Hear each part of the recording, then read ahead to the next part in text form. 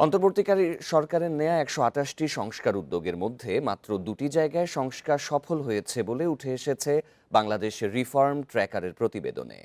রোববার রাজধানীতে বাংলাদেশ রিফর্ম ট্র্যাকারের উদ্বোধনী অনুষ্ঠানে অর্থনীতিবিদ দেবপ্রিয় ভট্টাচার্য বলেন, দেশে সংস্কারের উদ্দীপনা হারিয়ে গেছে। তার মতে শুধু ভোটার নন, রাজনীতিবিদরাও নিরাপত্তাহীনতায় আছেন।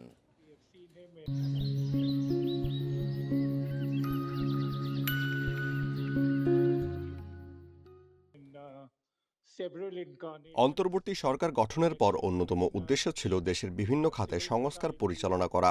সে হিসেবে কয়েকটি সংস্কার কমিশনও গঠন করা হয়। এসব কমিশনের কার্যক্রম ও তাদের অগ্রগতি মূল্যায়ন করে রিফর্ম ট্র্যাকার।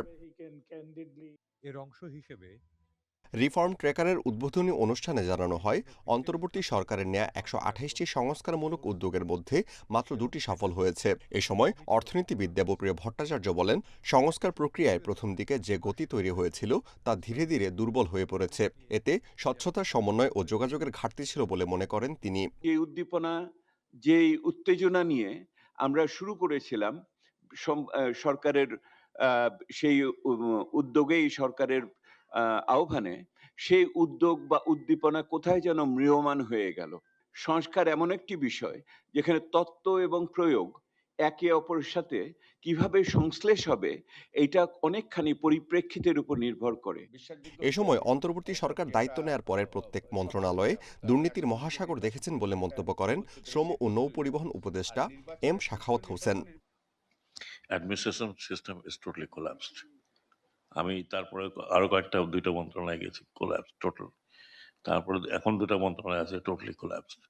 মানে এই অ্যাডমিনিস্ট্রেশনকে আমি এক্সপ্লেন করতে পারছি না যে how to bring them up.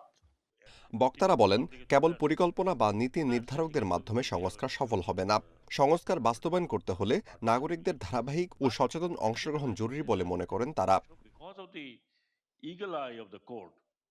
Amirul Islam, independent news, Dhaka. দেশের বিভিন্ন খাতের সংস্কার নিয়ে বিস্তারিত আলোচনায় এবার আমাদের সাথে যোগ দিচ্ছেন শ্রম সংস্কার কমিশনের প্রধান সৈয়দ সুলতান উদ্দিন আহমদ। আপনাকে স্বাগত জানাচ্ছি। শুরুতে জানতে চাই যে বর্তমান সংস্কার প্রক্রিয়ার প্রথম দিকে একটি গতি তৈরি হয়েছিল, ধীরে ধীরে তা দুর্বল হয়ে পড়েছে বলে বিশ্লেষকরা মন্তব্য করেছেন। রিফর্ম ট্র্যাকার যে রয়েছে এর বাস্তবায়ন নিয়ে সংশয় উঠে এসেছে। তো এতে স্বচ্ছতা, সমন্বয় ও যোগাযোগের কোনো ঘাটতি ছিল কি?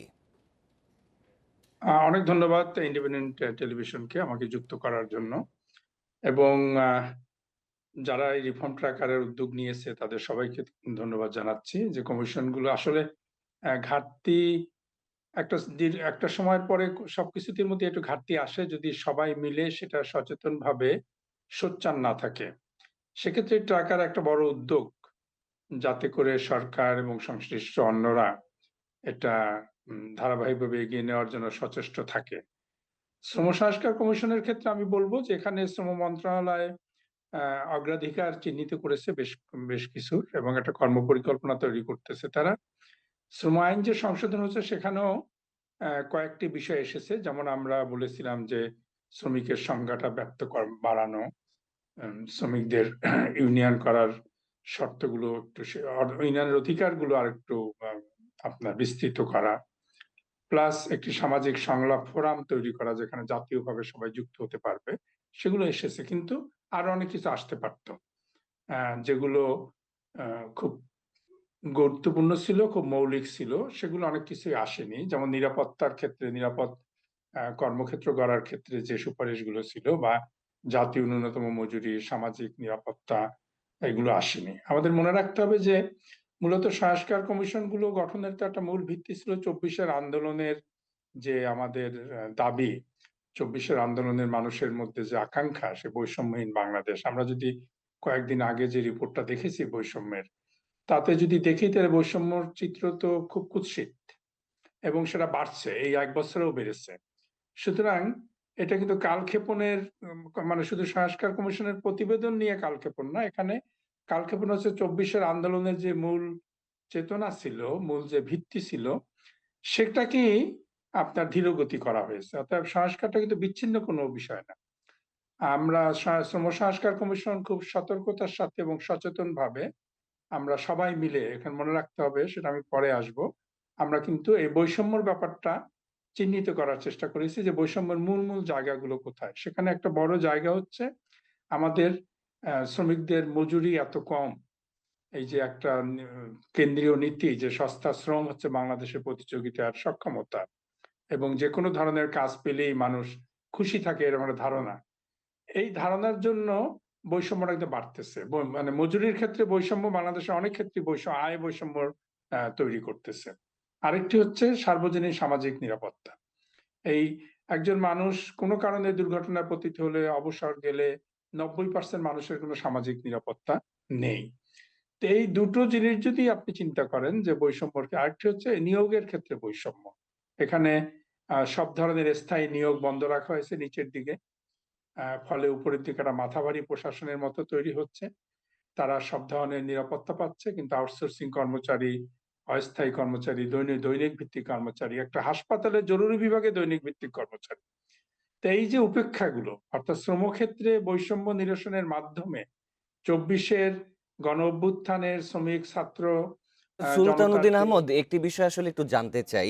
টোটাল আসলে ১২৮টা খাতে সংস্কারের উদ্যোগ নেওয়া হয়েছিল, যার মধ্যে আসলে আপনার এই কমিশন এরা হচ্ছে সফল হয়েছে, শ্রম সংস্কার কমিশন। তো আসলে মূলত কি কি কারণে এটি সম্ভব হয়েছে আপনি এ বিষয়ে বলছিলেন, কিন্তু দেখা যাচ্ছে যে ১২৬টি আসলে সফল হয়নি। তারা আসলে কেন বিফল হলো? এটা বিফল আসলে সফলতা আমি মনে করি মাপকাঠির সময়টা এখনো কিন্তু আসেনি। কতটুকু এগিয়েছে সেটা নিয়ে আলোচনা হতে পারে। আমাদের ক্ষেত্রে একটা বড় বিষয় ছিল যে এগুলো খুবই মৌলিক ছিল, খুব জরুরি ছিল। শ্রমক্ষেত্রে কিছু সংস্কার জরুরি ছিল আর শ্রম মন্ত্রণালয়ের কিছু উদ্যোগ ছিল। এটা আমাকে স্বীকার করতে হবে যে এই আমাদের কমিশনের প্রতি শ্রম মন্ত্রণালয়ের সহযোগিতার ব্যাপারটা অর্থাৎ তাদের সদিচ্ছার ব্যাপারটা ছিল। এখানে ক্যাবিনেটও কিন্তু একটা অগ্রাধিকার নির্ধারণ করেছে। যেটা উপেক্ষার যে বিষয় আছে সেটা হচ্ছে সামগ্রিকভাবে রাজনৈতিক বিবেচনার ব্যাপারটা। রাজনৈতিকভাবে এটিকে অগ্রাধিকার করে এগিয়ে নেওয়ার যে বিষয়টা, ওখানে হচ্ছে সমস্যাটা দেখা দিয়েছে। যখন জাতীয় ঐক্যমত্য কমিশন গঠিত হলো, তখন দেখা গেল শ্রম, নারী, স্বাস্থ্য এই ইস্যুগুলো নেই। অতএব এখানে কিন্তু প্রশাসনের যে দুর্বলতা আছে সেটা হয়তো অন্যান্য জায়গায় আছে, কিন্তু আমাদের শ্রম সংস্কার কমিশনের ক্ষেত্রে আমি মন্ত্রণালয় কর্তৃক প্রশাসনিক দুর্বলতা মানে অনাকাঙ্ক্ষা খুব বেশি দেখি না বা উপেক্ষা।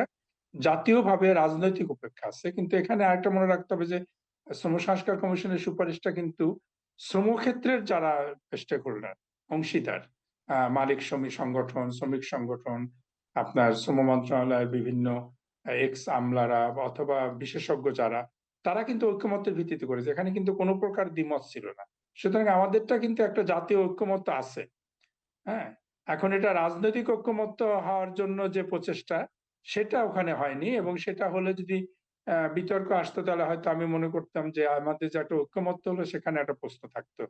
এই যে যারা কাজটা দায়িত্বটা পালন করবে সরকারের মন্ত্রণালয় এবং যারা দুই পক্ষ মালিক পক্ষ এবং শ্রমিক পক্ষ, তারা এটা ব্যাপারে একমত হয়েছিল। এই ঐক্যমত্যটা নিয়ে আমাদের এগোতে হবে।